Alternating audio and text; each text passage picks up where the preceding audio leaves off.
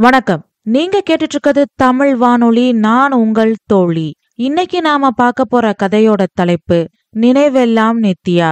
வாங்க கதைய ஆரம்பிக்கலாம். குளிரும் பனியில் ஆதவன் உதிக்க, இருளும் ஒளியும் ஒன்றை ஒன்று இறுக பற்றி கொண்டிருந்த அந்த ரம்யமான காலை பொழுதில் மலைகளின் ராணியான உதகை மண்டலம் கண்கொள்ளா காட்சியாக இருந்தது. அந்த காலை பனியில் உடலை உறைய வைக்கும் குளிரில் கூட அந்த பொக்கே ஷாப் பரபரப்பாக இயங்கிக் கொண்டு இருந்தது. அந்த பொக்கே ஷாப்பை நோக்கி இளைஞர்கள் ஜோடி ஜோடியாக வருவதை பார்த்து தங்களுக்குள் சிரித்து கொண்டு இருந்தன. அந்த பொக்கே ஷாப்பிற்கு அருகில் இருக்கும் மரத்தில் இருந்த காதல் பறவைகள்.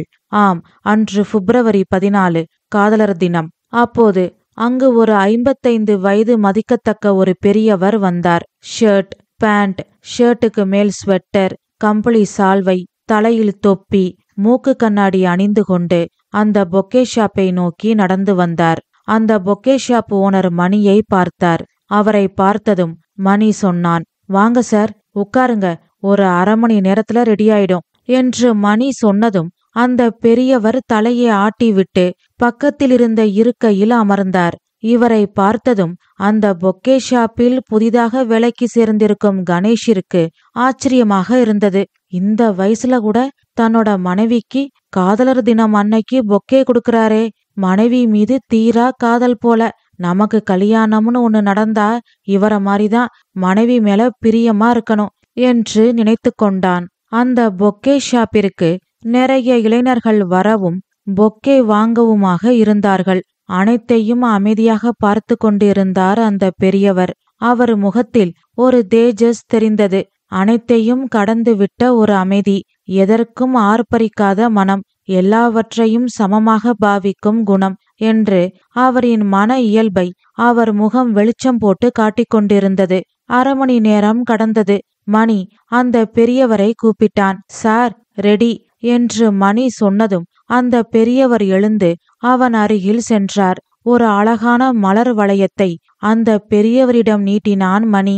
அதனை பார்த்ததும் அந்த கடையில் வேலை பார்த்து கொண்டிருந்த கணேஷிற்கு அதிர்ச்சியாக இருந்தது. அந்த பெரியவர் மணி கொடுத்த மலர் வளையத்தை வாங்கி கொண்டு அதற்கான பணத்தை கொடுத்துவிட்டு மெதுவாக நடந்து சென்றார். அவர் சென்றதும் கணேஷ் மணியிடம் கேட்டான், அண்ணே, அவரு மனைவி இறந்து போயிட்டாங்களா? அவரு மனைவியா? அவருக்கு இன்னும் கல்யாணமே ஆகல. கல்யாணம் ஆகலையா? அப்போ இந்த மலர் வளையம் யாருக்கு? அவரு உறவுக்காரங்க யாராவது என்று இழுத்தான் கணேஷ்.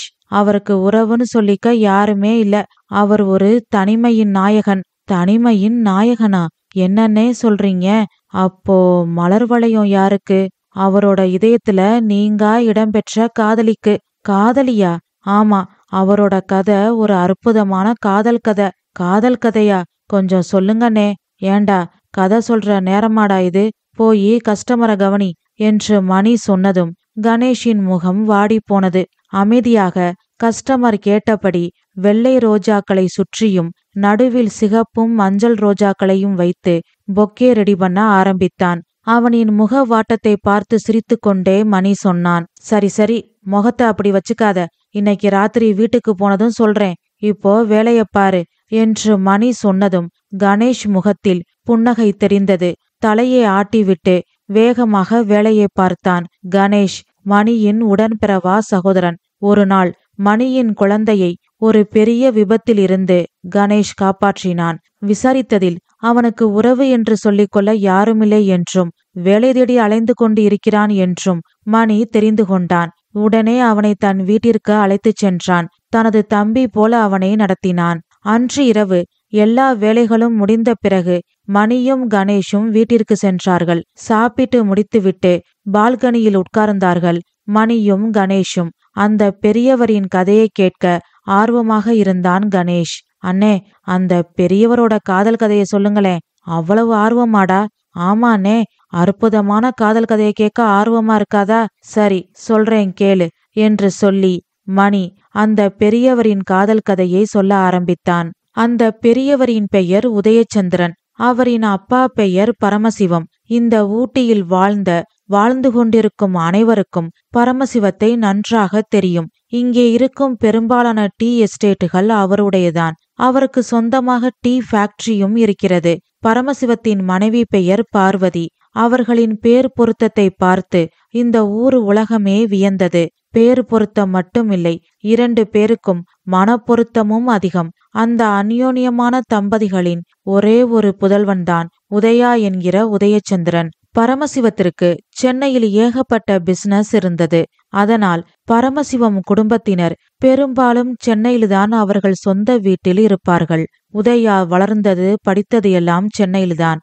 உதயா MBA படித்து முடித்தான். அப்பா பரமசிவத்திற்கு உதவியாக அவரின் பிசினஸ்களை பார்த்து கொண்டு இருக்கிறான். அடிக்கடி ஊட்டிக்கு வந்து டீ எஸ்டேட்டையும் டீ ஃபேக்டரியையும் பார்த்துவிட்டு செல்வார் பரமசிவம். அவரின் டீ ஃபேக்டரியில் இருந்து வரும் டீ பவுடருக்கு வாடிக்கையாளர்கள் அதிகம். அதற்கு காரணம் தொழிலில் இருக்கும் நேர்த்தி, தரமான பொருள், நியாயமான விலை. இதனால்தான் நாளுக்கு நாள் வாடிக்கையாளர்களின் எண்ணிக்கை அதிகரித்து கொண்டே போனது. அந்த பரமசிவம் டீ எஸ்டேட்டில் முத்தையா குடும்பம் பரம்பரையாக வேலை பார்த்து வருகிறது. முத்தையா பரமசிவத்திற்கு மிகவும் பிடித்த வேலைக்காரன். அவரை நம்பி 1 கோடி ரூபாயை வைத்துவிட்டு சென்றாலும் மறுநாள் அந்த பணத்தை அப்படியே கொண்டு வந்து கொடுப்பவர்தான் முத்தையா.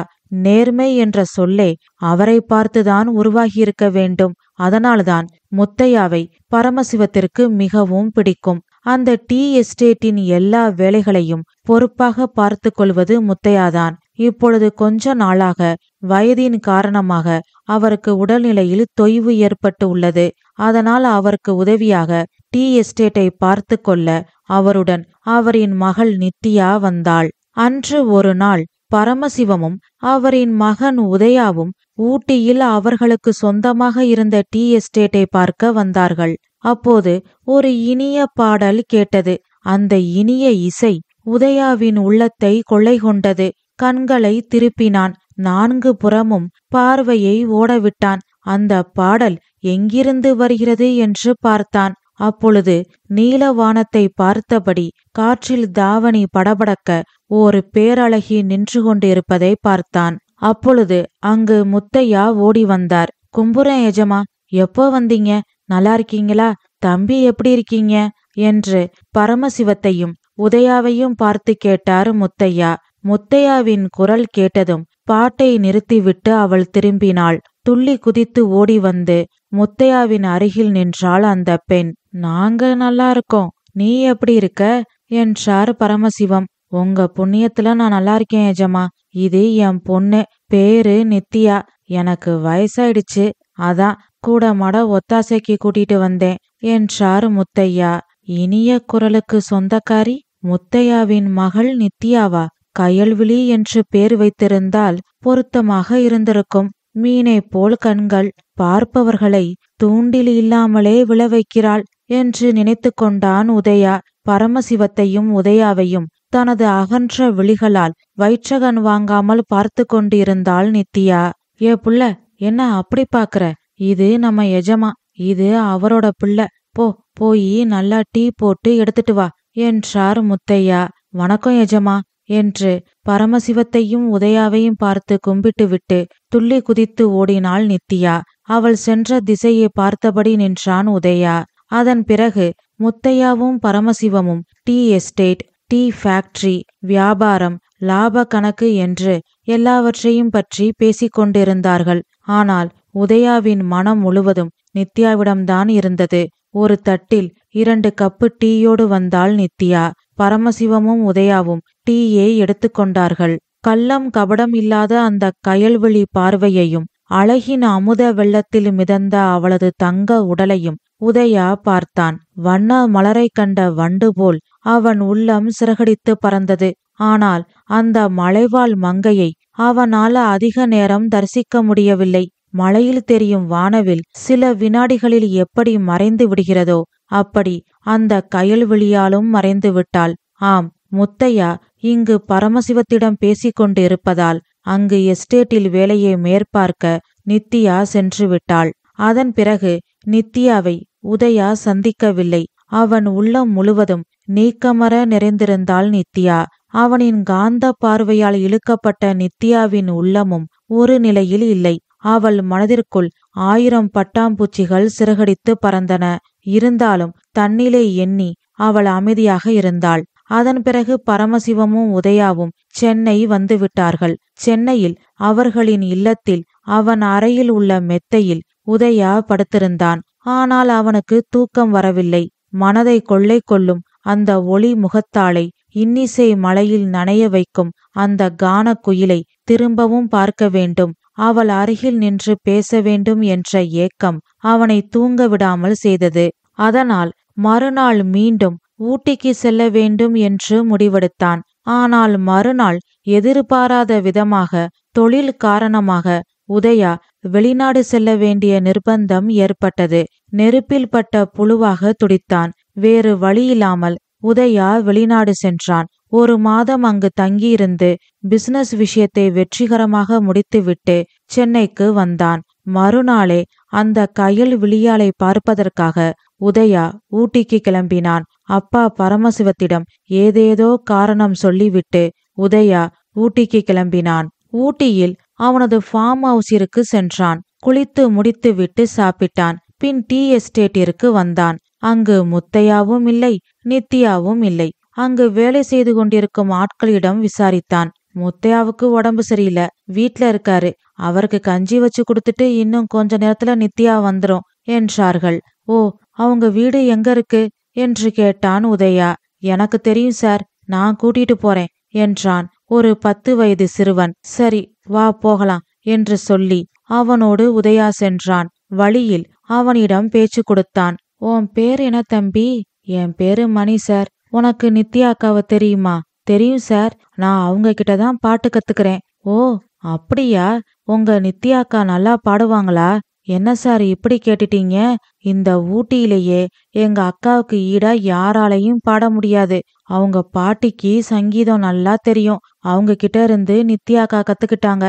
அத எங்களுக்கு சொல்லி கொடுக்கறாங்க. ஓ, எவ்வளவு ஃபீஸு? ஃபீஸா? அதெல்லாம் எங்க அக்கா வாங்காது. எங்களுக்கெல்லாம் இலவசமா தான் சொல்லி கொடுக்குது. ஓ ஆமா சார், எங்க நித்யா அக்கா ரொம்ப நல்லவங்க. சாயந்தரம் ஆனா அவங்க வீட்டு தோட்டத்துல உள்ள ரோஜா பூவெல்லாம் பறிச்சுக்கிட்டே பாட்டு சொல்லி கொடுக்கும். நாங்களும் அதுக்கு உதவியா பூக்களை பறிச்சு கொடுத்துக்கிட்டே பாட்டு கத்துப்போம். அப்புறம் சாயந்தரம் பூ மார்க்கெட்ல ரோஜா பூவை கொடுத்து காசு வாங்கிட்டு வரும். ஒரு தரம் எனக்கு பள்ளிக்கூடத்துக்கு ஃபீஸ் கூட நித்யா அக்கா தான் கட்டுச்சு என்றான் மணி. அது மட்டும் இல்ல சார், ராத்திரியில தனியா பயப்படாம மலை அடிவாரத்துக்கு போகும், பூ பறிக்கும், நிலா நட்சத்திரம் எல்லாம் பார்த்து பாடும். அதுக்கு பாடுறதுனா உயிர் சார். முத்தையா அப்பாவும் நித்யா அக்காவை ஒன்னும் சொல்ல மாட்டாரு. நித்யா அக்கா விருப்பத்துக்கு அவர் என்னைக்குமே தடை சொன்னதே இல்ல. ஊரே தூங்கிடுச்சு, மகாராணிக்கு இப்பதான் பவனி முடிஞ்சுதா அப்படின்னு கிண்டலுதான் பண்ணுவாரே தவிர நித்யா அக்கா மேல கோபமே படமாட்டாரு. அதே மாதிரி நித்யா அக்கா மேல முத்தையா அப்பாவுக்கு அளவு கடந்த நம்பிக்கை. அதனாலதான் அந்த பாடும் வானம்பாடி எல்லா இடமும் சுத்தி பறந்து பாட்டு பாடிக்கிட்டு இருக்கோம் என்றான் மணி. வானம்பாடி பேர் நல்லா இருக்கே என்றான் உதயா. அது நித்யா அக்காவுக்கு நாங்க வச்ச செல்ல பேரு என்றான் மணி. மணி சொன்ன அனைத்தையும் கேட்டு சிரித்து கொண்டே நடந்தான் உதயா. ஏற்கனவே நித்யா அழகில் மயங்கியிருந்த உதயா இப்பொழுது அவளின் குணத்தை நினைத்து மலைத்து போய்விட்டான். அவன் மனதில் அவள் உயர்ந்த இடத்திற்கு சென்று விட்டாள். இப்படியே பேசிக்கொண்டே நித்யா வீட்டை அடைந்தார்கள் உதயாவும் மணியும். அப்பொழுதுதான் மருத்துவர் வந்து முத்தையாவை பரிசோதித்து விட்டு சென்றார். முத்தையா கயிற்றுக்கட்டிலில் படுத்திருந்தார். அவர் அருகில் ஒரு மேசையில் நித்யா உட்கார்ந்திருந்தாள். அழகு சிலை போல் இருந்தாள். பூத்த தாமரை போல் அவள் முகத்தில் புது மெருகு ஏறியிருந்தது. பாவாடை தாவணி, கழுத்தில் முத்துமணி மாலை, கையிலே கண்ணாடி வளையல்கள். ஆம், பட்டு பீதாம்பரம் அணிந்து கொண்டு தங்கமும் வைரமும் உடம்பில் தகதகவென்று மின்ன அவள் ஒன்றும் பணக்காரியிலேயே. ஆனாலும் எப்பேற்பட்ட பணக்கார பெண்ணும் பார்த்து பொறாமைப்படக்கூடிய அளவிற்கு அவளிடம் அழகு கொட்டி கிடந்தது. ஆனால் தான் ஒரு பேரழகி என்ற உண்மை அவளுக்கு தெரியாது. மயிலுக்கு தெரியுமா அதன் தோகையின் அழகு? குயிலுக்கு தெரியுமா அதன் இனிமையான குரலை பற்றி? அதுபோலத்தான் நித்யாவும். அவளை வயிற்றகன் வாங்காமல் பார்த்து கொண்டிருந்தான் உதயா. அக்கா என்று கூப்பிட்டான் மணி. மணியின் குரல் கேட்டு நித்யா திரும்பினாள். அங்கு மணியோடு உதயா நிற்பதை கண்டதும் நித்யாவிற்கு தலைகால் புரியவில்லை. வாங்க சார், உட்காருங்க சார் என்று ஒரு நாற்காலியை இழுத்து போட்டாள் நித்யா. அந்த சத்தம் கேட்டு முத்தையா கண் விழித்தார். உதயாவை பார்த்ததும் படுக்கையிலிருந்து எழ முயற்சித்தார். பரவாயில்ல முத்தையா, நீங்க படுங்க என்று சொல்லிக்கொண்டே உதயா அந்த நாற்காலியில் உட்கார்ந்தான். இப்போ எப்படி இருக்கு? பரவாயில்ல தம்பி, இவதான் அழுது ஊரை கூட்டிட்டா என்றார் முத்தையா. சும்மா சொல்லாதீங்கப்பா, எப்படி உங்களுக்கு உடம்பு தூக்கி தூக்கி போட்டுச்சு தெரியுமா? பார்த்த எனக்கு உசுரே போச்சு. உங்களுக்கு என்ன சர்வசாதாரணமா சொல்லுவீங்க என்று சொல்லிக்கொண்டே கண்ணின் ஓரத்தில் வடிந்த கண்ணீரை துடைத்து கொண்டாள் நித்யா. அழுகாதீங்க, உங்க அப்பாவுக்கு ஒன்னும் ஆகாது என்று உதயா சொன்னதும் அவனை நிமிர்ந்து பார்த்தாள் நித்யா. என்ன தம்பி நீங்க வாங்க போங்கன்னு பேசிக்கிட்டு? நீங்க சம்பளம் கொடுக்கற முதலாளி, சும்மா வா போனே சொல்லுங்க. உங்களோட வயசுல சின்ன பொண்ணுதான், சும்மா பேர் சொல்லி நித்யானே கூப்பிடுங்க என்றார் முத்தையா. சரி முத்தையா, அப்படியே கூப்பிடுறேன். நான் டீ எஸ்டேட்டையும் டீ ஃபேக்டரியையும் சுத்தி பார்க்கலான்னு வந்தேன். உங்களுக்கு உடம்பு சரியானதும் சொல்லுங்க, நான் வரேன் என்று சொல்லிவிட்டு எழுந்தான் உதயா. அதுக்கென்ன தம்பி, அதான் என் மவ இருக்காளே, அவளை கூட்டிக்கிட்டு போங்க. என்னை விட இவளுக்கு எல்லா இடமும் நல்லா தெரியும் என்று உதயாவை பார்த்து சொல்லிவிட்டு பின் நித்யாவை பார்த்து சொன்னார் முத்தையா. ஏ நித்யா, தம்பி கூட போயிட்டு வா. அக்கா நீ போயிட்டு வா, நான் அப்பாவை பார்த்துக்கிறேன் என்றான் மணி. அவன் தலையை தடவி விட்டு சரி என்று சொல்லிவிட்டு நித்யா கிளம்பினாள். அவள் பின்னாலே உதயாவும் கிளம்பினான். அந்த நொடியை உதயாவால் நம்ப முடியவில்லை. அவன் எந்த பெண்ணை பார்க்க வேண்டும் என்று ஆசையோடும் ஆர்வத்தோடும் ஊட்டிக்கு வந்தானோ அதே பெண் அவன் முன் வண்ண ஓவியமாக காட்சியளித்தாள். அந்த பெண் ஓவியத்தோடு அவன் நடந்து செல்கிறான். அவனால் அந்த நொடியை நிஜம் என்று நம்ப முடியவில்லை. அவன் கனவு உலகத்தில் சஞ்சரித்து கொண்டு இருந்தான். நடந்து சென்றவள் முகத்தை திருப்பி தன்னுடன் நடந்து வரும் உதயாவை பார்த்தாள். அவன் தன்னையே உற்று பார்த்து கொண்டு இருக்கிறான் என்று தெரிந்ததும் அவள் உள்ளத்தில் வெட்கமும் பயமும் போட்டி போட்டு கொண்டன. அவள் இதுவரைக்கும் யாருக்காகவும் எதற்காகவும் தலை குனிந்தது இல்லை. ஆனால் இன்று உதயாவின் காந்த பார்வையிலிருந்து விடுபட தலை குனிந்து விழிதாழ்த்தி நின்றாள். இதுவரை அவள் இப்படி இருந்ததே இல்லை. இது அவளுக்கே அதிசயமாகவும் ஆச்சரியமாகவும் இருந்தது. இவர் நம் முதலாளி மகன், இவரை பார்த்தால் மரியாதை வர வேண்டும். ஆனால் இவரை கண்டதும் என் உள்ளத்தில் ஏன் வெட்கம் தோன்றுகிறது? இந்த கேள்விக்கு அந்த பேதை பெண்ணால் விடை காண முடியவில்லை. பாவம், அவள் என்ன செய்வாள்? பின் தன்னைத்தானே சமாதானப்படுத்தி கொண்டு உதயாவை பார்த்து கேட்டாள் நித்யா. முதல்ல எங்க போகணும்? டீ எஸ்டேட்டுக்கா இல்ல டீ ஃபேக்டரிக்கா? Tea estate, tea factory. இனி அங்கு அவனுக்கு என்ன வேலை? அவன் பார்க்க வந்தது டீ எஸ்டேட்டை அல்ல, இந்த சந்தன கண்ணம் உடைய மங்கையை பார்க்க. அவன் காண வந்தது டீ ஃபேக்டரியே அல்ல, இந்த கயல்விழியாளை காண. அவன் மனோரதம்தான் நிறைவேறிவிட்டதே. அவன் யாரை தேடி வந்தானோ அவள்தான் அவன் அருகிலே இருக்கிறாளே. பிறகு இனி அவன் ஏன் டீ ஃபேக்டரிக்கு செல்ல வேண்டும்? அதனால் நித்யாவை பார்த்து கேட்டான். என்ன கேட்ட என்று தூக்கத்திலிருந்து எழுந்தவன் போல் கேட்டான். இல்ல, முதல்ல எங்க போகணும்? டீ எஸ்டேட்டுக்கா இல்ல டீ ஃபேக்டரிக்கான்னு கேட்டேன் என்றாள் நித்யா. எதையாவது ஒன்று சொல்ல வேண்டுமே என்று நினைத்து கொண்டு டீ எஸ்டேட்டுக்கு போகலாம் என்றான் உதயா. வாங்க சார், நான் கூட்டிட்டு போறேன் என்று சொல்லிவிட்டு நித்யா அவன் முன்னால் நடந்தாள். நடக்கும் அந்த தென்றலின் நடை அழகையும் கொடியிடையின் அசைவையும் கண்டு ரசித்தபடியே உதயா அவள் பின்னால் நடந்தான். கொஞ்ச தூரம் சென்றதும் அம்மா என்று கத்தினான் உதயா. என்னாச்சு சார் என்று பதட்டமாக கேட்டாள் நித்யா. ஒன்னுல்ல, பயப்படாத, கல்லு இடிச்சிருச்சு. சார் பொய் சொல்லாதீங்க, கல்லு வந்து உங்களை இடிச்சுதா இல்ல நீங்க கல்ல இடிச்சீங்களா? நான் தான் கல்ல இடிச்சேன். அப்படி சொல்லுங்க. தப்ப நாம செஞ்சுட்டு அடுத்தவங்க மேல பழி போடக்கூடாது சார், பார்த்து நடங்க என்றாள் நித்யா. அவளின் பேச்சை கேட்டு மெய் மறந்து நின்றான் உதயா. பின் சுதாரித்து கொண்டு நித்யாவை பார்த்து சொன்னான். இதோ நம்ம ஃபார்ம் ஹவுஸ் வந்துடுச்சு, அங்க போய் கொஞ்சம் ரெஸ்ட் எடுத்துட்டு போகலாமா என்றான் உதயா. அவளும் சரி என்று அவனோடு சென்றாள். உதயா அவனின் அறைக்கு சென்று காலை கழுவி விட்டு தண்ணீர் குடித்து விட்டு வந்தான். நித்யா வெளியில் தோட்டத்தில் நின்று கொண்டு இருந்தாள். அவள் அருகில் போய் நின்றான் உதயா. நித்யா என்றான். அவள் திரும்பி பார்த்தாள். ஓ முழு பேரு நித்யாதானா? இல்ல, நித்யா கல்யாணி. நல்ல பேரு இந்த பேரை உனக்கு வச்ச உங்க அப்பாவுக்கு என்னோட பாராட்டுக்கள்.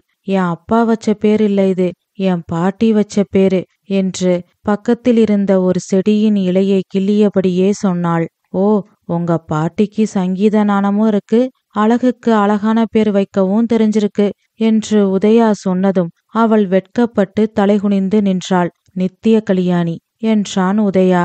எல்லாரும் என்ன சுருக்கமா நித்யான்னு தான் கூப்பிடுவாங்க என்றாள். ஓகே நித்யா என்று சொல்லிவிட்டு அவளை இமைக்காமல் பார்த்தான் உதயா.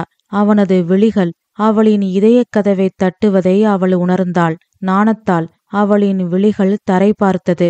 பயத்திலும் குளிரிலும் அவள் உடல் நடுங்கியது. பின் உதயா அவன் உள்ளத்தில் இருந்த அவனது காதலை வெளிப்படையாக அவளிடம் சொன்னான். அவன் ஊட்டிக்கு வந்த காரணத்தையும் சொன்னான். அவளின் நாக்கு மேல்தாடையில் ஒட்டி கொண்டது.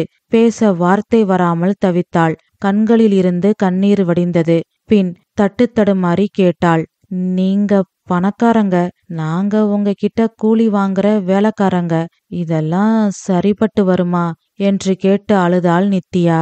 அவள் கண்ணீரை துடைத்துவிட்டு உதயா சொன்னான், பயப்படாத, நான் இருக்கேன். எங்க அப்பா அம்மா கிட்ட நான் பேசுறேன். அவங்கள உங்க அப்பா கிட்ட பேச சொல்றேன். நீ தைரியமா இரு, என்ன நம்பு என்றான் உதயா. இவர்கள் இப்படி இங்கு பேசிக் கொண்டிருக்கும் போது அங்கு முத்தையாவுடன் அவரின் தங்கை மகன் நடேசன் பேசிக் கொண்டிருந்தான். நடேசன் வந்ததும் மணி அங்கிருந்து சென்று விட்டான். நடேசனும் முத்தையாவும் பேசிக் கொண்டிருந்தார்கள். மாமா, நான் சொல்றத நல்லா யோசிச்சு பாரு. ஓ மகளை கட்டிக்க இன்னும் எத்தனை நாள் நான் காத்திருக்கணும்? எனக்கு வயசாயிட்டே போகுது. என் கூட படிச்சவங்களோட பிள்ளைக பள்ளிக்கூடத்துக்கு போகுதுக. உனக்கும் அடிக்கடி உடம்பு சரியில்லாம போகுது. அதனால அடுத்த முகூர்த்தத்துல கல்யாணத்தை முடிச்சுட்டா நல்லா இருக்கும் என்றான் நடேசன். நித்யா பிறந்ததுமே நடேசனுக்குத்தான் என்று எல்லோரும் முடிவெடுத்து விட்டார்கள். இளம் வயதில், சிறு வயதில், விவரம் தெரியாத பருவத்தில் நடேசன் பொண்டாட்டி என்று சொன்னால் நித்யா சிரித்து கொண்டு போய்விடுவாள். ஆனால் விவரம் தெரிந்த பிறகு, பருவம் அடைந்த பிறகு யாராவது அப்படி சொன்னால் நித்யாவிற்கு மூக்கின் மேல் கோபம் வந்துவிடும். அப்படி சொன்னவர்களோடு சண்டை போடுவாள். என்னவோ தெரியவில்லை, அவளுக்கு நடேசனை பிடிக்கவில்லை. அதனால் கல்யாண விஷயத்தில் பிடிகொடுக்காமல் இருந்தாள். நடேசனும் ஜாடை மாடையாக பேசி பார்த்து விட்டான். ஒரு நாள் வழிமறித்து சண்டை போடாத குறையாக கேட்டுவிட்டான். ஆனால் நித்யா மசியவில்லை. அவள் மனதில் அவனை கணவனாக நினைக்க கூட முடியவில்லை. அவள் மனதில் அவனால் இடம்பெற முடியவில்லை. அதனால் கல்யாணம் தள்ளி போய்கொண்டே இருந்தது.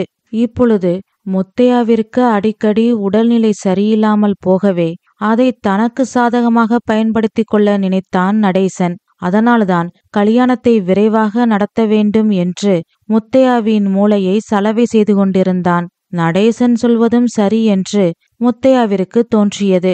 அதனால் சரி, உன் விருப்பம் போல செய் என்று சொல்லிவிட்டார். ரொம்ப சந்தோஷம் மாமா, இந்தா மாமா காசு என்று சொல்லி கட்டுக்கட்டாக பணத்தை கொடுத்தான் நடேசன்.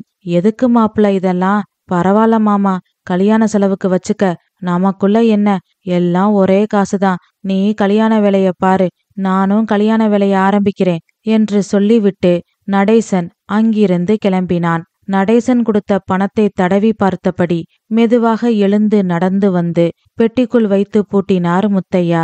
பின் சுவற்றில் போட்டோவாக தொங்கிக் கொண்டிருக்கும் அவரின் மனைவியை பார்த்தார். நம்ம பொண்ணுக்கு கல்யாணம் என்று சொல்லி போட்டோவை தடவி கொண்டிருக்கும் போது அங்கு அவர் பெற்ற தங்க சிலையின் கைகளை பிடித்து உதயா தடவி கொண்டிருந்தான். சரி, நேரமாச்சு, நாம கிளம்பலாமா என்று கேட்டாள் நித்யா.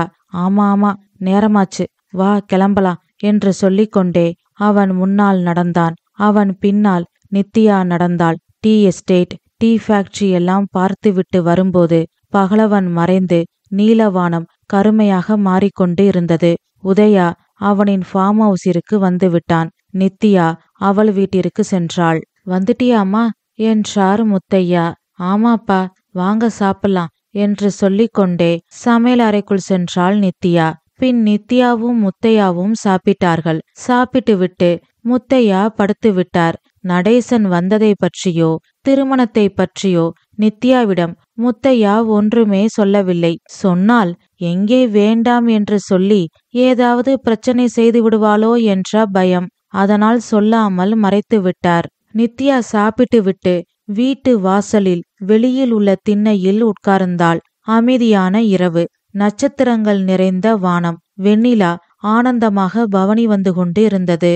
என்றும் இல்லாத திருநாளாக நித்யாவின் உள்ளம் பூரிப்பில் துள்ளி குதித்து கொண்டு இருந்தது. உதயாவின் காதலுக்கு தான் தகுதியானவளா? இந்த காதல் கைகூடுமா என்று நினைத்து பார்க்கும்போது அவள் உள்ளத்தில் பயம் தோன்றும். ஆனால் அடுத்த நொடியே, நான் இருக்கேன், நீ தைரியமா இரு என்று உதயா சொன்ன வார்த்தைகள் அவள் மனதில் தோன்றிய பயத்தை நீக்கி ஆனந்த கடலில் தத்தளிக்க வைக்கும். இப்படி பயமும் ஆனந்தமும் கலந்த ஒரு இனம் புரியாத உணர்வில் நித்யா தத்தளித்தாள். நித்யாவின் மனதில் இடம் கிடைத்ததை நினைத்து உதயாவும் தூக்கம் வராமல் தவித்தான். அதன் பிறகு உதயா சென்னைக்கு செல்லவே இல்லை, இங்கேயே இருந்தான். சரி, ஏதோ ஒரு பிசினஸை பொறுப்பாக பார்த்து கொண்டால் சரிதான் என்று நினைத்து பரமசிவமும் எதுவும் சொல்லவில்லை. தினமும் உதயாவும் நித்யாவும் சந்தித்து பேசி பழகினார்கள். அவர்கள் காதல் நாளொரு மேனியும் பொழுதொரு வண்ணமாக வளர்ந்தது. அன்று காதலர் தினம். இருள் சூழ்ந்த வேளையில் நித்யாவும் உதயாவும் சந்தித்து பேசிக்கொண்டிருந்தார்கள். அப்பொழுது நித்யாவின் முகம் வாடியிருந்தது. அதனை பார்த்து உதயா கேட்டான், ஏன் உன் முகம் வாடியிருக்கு? என்ன பிரச்சனை? உங்க அப்பா நல்லா இருக்காருல்ல? நல்லா இருக்காரு, அதெல்லாம் ஒன்னும் இல்ல. என் கவலையே வேற. என்ன கவலை? இப்படியே நாம எத்தனை நாளைக்கு யாருக்கும் தெரியாம காதலிக்கிறது? நம்ம கல்யாணம் எப்போ நடக்கும்? கவலைப்படாத, நான் நாளைக்கே எங்க அப்பா அம்மா கிட்ட பேசுறேன். நிச்சயமாவா? ஆமா. ஒருவேளை உங்க வீட்ல சம்மதிக்கலைனா? அவங்களும் வேண்டாம், அவங்க சொத்தும் வேண்டான்னு நான் வந்துருவேன். நாம 2 பேரும் எங்காவது போய் வாழ்வோம் என்று உதயா சொன்னதும் நித்யா அழுதாள். பின் சொன்னாள், நீங்க இல்லாத வாழ்க்கையே என்னால நினைச்சு கூட பார்க்க முடியாது. முன்னாடியெல்லாம் இந்த மலைகள்ல நான் பாட்டுக்கு வானம்பாடியா சுத்திக்கிட்டு இருந்தேன். ஆனா இப்போ நிக்கும்போது, நடக்கும்போது, சாப்பிடும்போது, தூங்கும்போது சதா சர்வகாலமும் உங்க நினப்புதான். என்னை கைவிட்றாதீங்க என்று சொல்லி அழுத நித்யாவை அணைத்து கொண்டு உதயா சொன்னான், அழுகாத, நான் இருக்கேன். உன்னை விடுறது என் உயிரை விடுறதுக்கு சமம். ஒரு நாளும் உன்னை நான் எதுக்காகவும் யாருக்காகவும் விட்டு கொடுக்க மாட்டேன். கூடிய சீக்கிரம் நம்ம கல்யாணம் நடக்கும் என்று சொன்ன உதயாவின் முகத்தை பார்த்தாள் நித்யா. அவள் மனதில் ஏதோ ஒரு இனம் புரியாத பயம் மட்டும் தலைவிரித்தாடி கொண்டு இருந்தது. அவளை பார்த்து அவன் சிரித்தான். அந்த மயக்கும் புன்னகையை கண்டதும் அவளின் பயம் கவலையெல்லாம் பறந்து ஓடிவிட்டது. அவன் தோளில் சாய்ந்து கொண்டாள். பின் உதயா சொன்னான், நான் நாளைக்கே அப்பா அம்மா கிட்ட பேசிட்டு நல்ல நியூஸோட வரேன். நீ சந்தோஷமா இரு, சரியா என்றான். இதயத்தில் குடி புகுந்தவனின் அந்த இனிமையான வார்த்தைகளை கேட்டு அவள் பூரித்து போனாள். சரி என்று தலையாட்டினாள். சரி, நேரமாச்சு, கிளம்பலாம் என்று சொல்லிவிட்டு உதயா அங்கிருந்து கிளம்பினான். அவனை பார்த்தபடியே நித்யா நின்று கொண்டிருந்தாள். இருளோடு இருளாக அவன் கலந்துவிட்ட பிறகு அவளின் வீட்டை நோக்கி அவள் நடக்க ஆரம்பித்தாள். வீட்டிற்கு அருகே வந்ததும் யாரோ பேசும் சத்தம் கேட்டது. சுற்றியும் முற்றியும் பார்த்தாள். யாரையும் தெரியவில்லை. கூர்ந்து கவனித்தாள். அவள் வீட்டிலிருந்துதான் பேச்சு சத்தம் வந்தது. அதனால் அடிமேல அடியெடுத்து வைத்து மெதுவாக ஜன்னல் சுவரின் அருகே நின்று கொண்டு பார்த்தாள். விளக்கு வெளிச்சத்தில் அவள் அப்பா முத்தையாவும் அவள் அத்தை மகன் நடேசனும் உட்கார்ந்து பேசிக்கொண்டு இருந்தார்கள். அதனை பார்த்ததும் அவள் திடுக்கிட்டு போனாள். அமைதியாக அவர்கள் பேசுவதை கேட்டாள். மாமா, உன்னை நம்பி நான் பல வருஷமா காத்திருந்தேன். உனக்கு பணத்தை வாரி இறைச்சேன். ஆனா என் கதை இலவு காத்த கிளி மாதிரி ஆயிடும் போல. இப்போ உன் மக எங்க இருக்கா தெரியுமா என்று மிகவும் ஆத்திரத்தோடு கேட்டான் நடேசன். முத்தையா அமைதியாக இருந்தார். ஓ மக அங்க இருட்டுல ஒருத்தனோட பேசிக்கிட்டு இருக்கா. அவனை கட்டி பிடிச்சுக்கிட்டு நின்னா. நான் என் 2 கண்ணால பார்த்தேன் என்றான் நடேசன். நடேசா, என் மகளை பத்தி தப்பா பேசாத என்று கத்தினார் முத்தையா.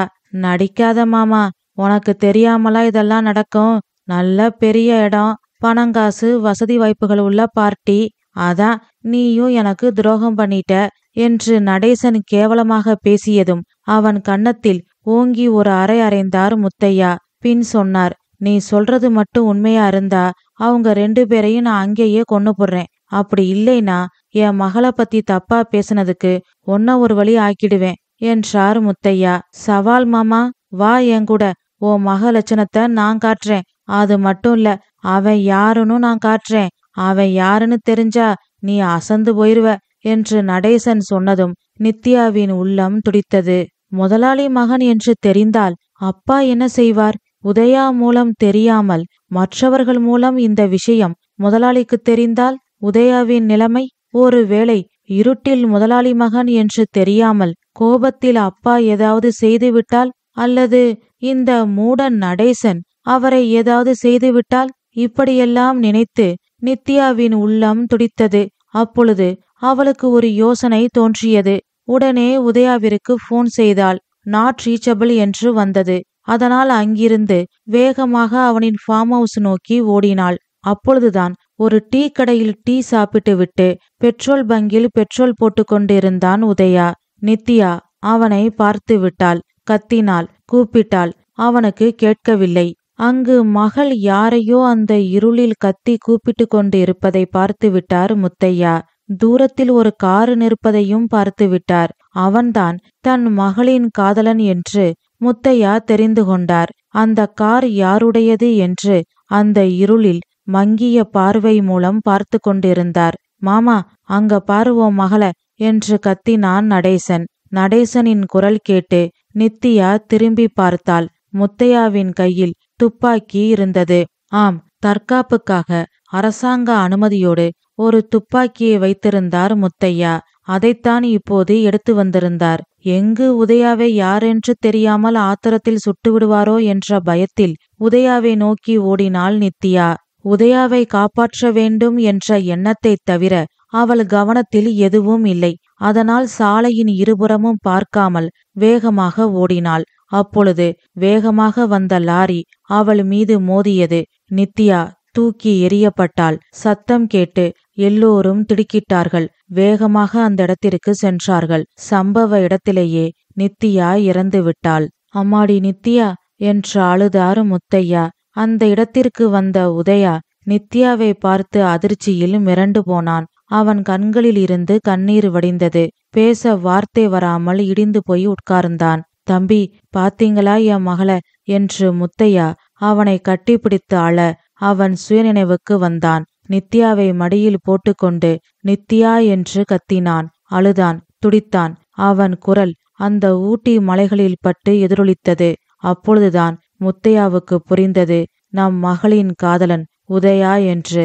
பேச வார்த்தை வராமல் நின்றார். மகளை நினைத்து தலையில் அடித்து கொண்டு அழுதார். அதன் பிறகு உதயாவின் அப்பா பரமசிவமும் அம்மா பார்வதியும் வந்தார்கள். நித்யாவின் இறுதி காரியங்கள் எல்லாம் முடிந்தது. உதயா வாழ்க்கையே வெறுத்து விட்டான். நடைப்பிணமாக வாழ ஆரம்பித்தான். நாட்கள் ஓடியது. அவனால் நித்யாவை மறக்க முடியவில்லை. அவன் உடல், பொருள், ஆவி அனைத்திலும் அவள் கலந்திருந்தாள். ஒவ்வொரு மணி நேரமும், ஒவ்வொரு நிமிடமும், ஒவ்வொரு நொடியும் அவன் நித்யா நினைவாகவே இருந்தான். அவளோடு மானசீகமாக வாழ ஆரம்பித்தான். அவனை மாற்ற பரமசிவமும் பார்வதியும் எவ்வளவோ முயற்சி செய்தார்கள். சைக்காலஜி டாக்டரிடம் அழைத்து சென்றார்கள். ஆனால் ஒரு பயனும் இல்லை. அவன் நினைவெல்லாம் நித்யாதான். அதனால் பெற்றவர்களுக்கு தொல்லையாக பாரமாக இருக்கக்கூடாது என்று நித்யா வாழ்ந்த இந்த ஊட்டிக்கே உதயா மீண்டும் வந்துவிட்டான். ஃபார்ம் ஹவுஸில் தங்கினான். நித்யாவுடன் அவன் எங்கெல்லாம் நின்று பேசினானோ அங்கெல்லாம் போனான். அவளோடு தனிமையில் மனதிற்குள் உரையாடினான். நாட்கள் ஓடியது. கொஞ்சம் கொஞ்சமாக மாறினான். டீ எஸ்டேட், டீ ஃபேக்டரி எல்லாவற்றையும் மறுபடியும் பொறுப்பாக பார்க்க ஆரம்பித்தான். ஆனால் அவனால் நித்யாவை மட்டும் மறக்க முடியவில்லை.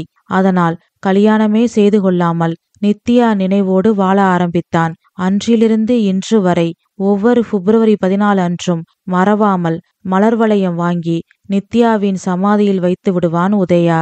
அதன் பிறகு அவன் பெற்றோர் ஒருத்தர் மாற்றி ஒருத்தர் இறந்து போனார்கள். நித்யா ஃபவுண்டேஷன் என்று ஆரம்பித்தான் உதயா. அவனின் சொத்தில் 75% அந்த ஃபவுண்டேஷனுக்கு கொடுத்து விட்டான்.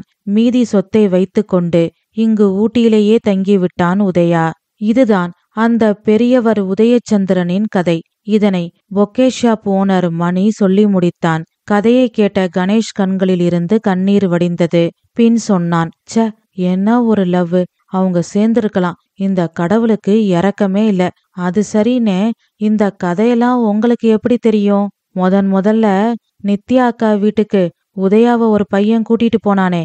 ஆமா, மணி. அந்த மணி நான் தான் என்று மணி சொன்னதும் கணேஷ் வாயடைத்து நின்றான். கதை முடிவுற்றது. மீண்டும் அடுத்த கதையில் சந்திப்போம். நன்றி, வணக்கம்.